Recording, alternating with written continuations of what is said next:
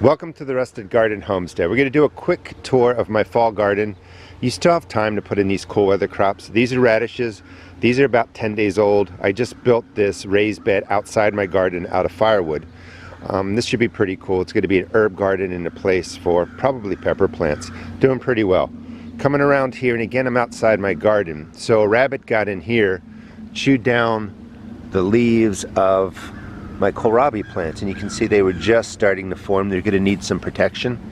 This is a Swiss chard plant. It does well in the cool weather too. This actually self-seeded back in probably April or May, and it's absolutely beautiful. It's gigantic. It will keep going through this cool weather of the fall, even into winter. Coming inside, the cabbage is doing really well. I didn't overplant the cabbage because it takes up so much space. But even if you didn't have enough time for the heads to fully form, these leaves are absolutely delicious. So you can eat the leaves of the cabbage plants too. You don't have to wait for that cabbage head to form. Those are tomatoes that are self-seeding in there from the summer. Collard greens, this was covered.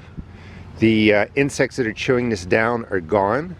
And when you're planting into a space that you're going to cover, you have to make sure there's no hitchhiker eggs on there, and that's what happened to this. I didn't get them all, so they hatched, did their thing, so I took care of them.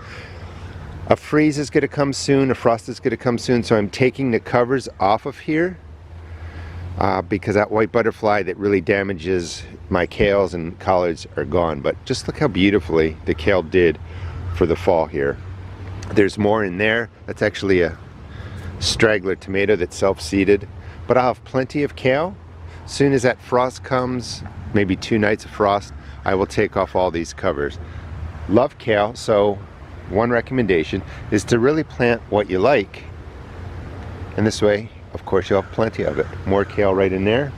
Coming around here, I have, this is arugula that isn't doing so well. So if you have something that's struggling like that for whatever reason, I've planted it in other places, and that's one strategy, is to plant your cool weather crops in succession. So just in case some of them don't come up, you have some planted maybe a couple weeks later, they're going to be perfectly fine. Loose leaf lettuces looking good. Tucked in here I had celery. I did a late season planting. Beans are not cool weather crops, but they can go in late, and I have all these green beans to pick now. This is a bush variety, went in probably towards the end of, no, actually in the beginning of September. They went in really late. It's October 25th now, so you can get an idea of how these have been growing in the cool weather here in Maryland Zone 7. Now, we've had an extended warm season. It's been 10 degrees above the normal temperatures, so a lot's growing better than I thought it would this late into October. Peas doing really well. You can see I have them planted all over the place. This was, I think, the first wave. There are some in containers in there. Looks like they got overgrown. Like the tomatoes are still growing, so that's pretty cool. However, there's, you know, shading out some of the peas that I had down in there. This was my first wave of lettuce that went in August, around August 15th, and it was just way too early. It bolted. It's been getting too warm in the soil. That's when they send up the seed stalk. So that's not, you know, going to be really edible. It's kind of bitter tasting. Swiss chard, I get this disease on my leaves. When the cold air comes in, this disease will go away. Great leaves will come up from the middle, just like that. And these were planted in August too, versus the giant variety, which we can spin around. Well, it's not a giant variety, it's just a big plant growing in there by itself. That's been growing again since April or May. All right, let's go over to this part. I've been harvesting a lot of peas. These really had to go in August. Your peas will still grow now, but when the frost comes, it does damage the flowers and the pea pods. So you're not going to really be able to get a great harvest unless you're in a zone where you have a good 60 days before that frost comes in. However, you can eat pea shoots, like the shoots that are coming out, let's see here, like right here. These are really tender.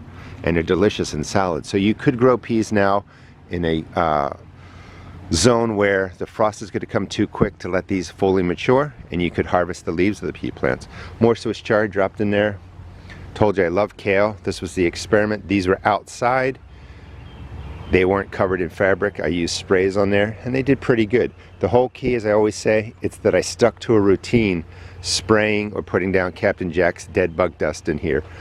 The Brussels sprouts, looking pretty good. No signs yet. Well, there's one. That's a whitefly, I think, right by this finger.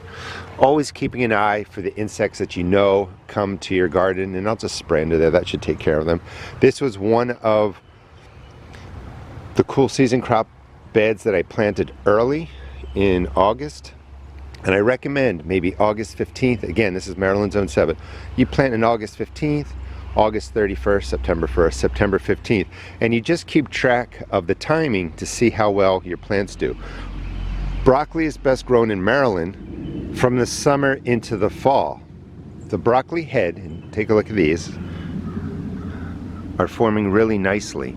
If it was getting warmer, it's more likely these are going to, this is nice and firm too, that these would flower and bolt sort of like the lettuce, and you're not going to have a firm head of broccoli.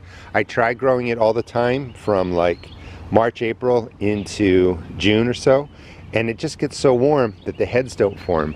So a couple years ago I found out that, you know, starting these in August, letting them go into our winter, the broccoli does much better. More bush beans in there, celery's in there too, peas.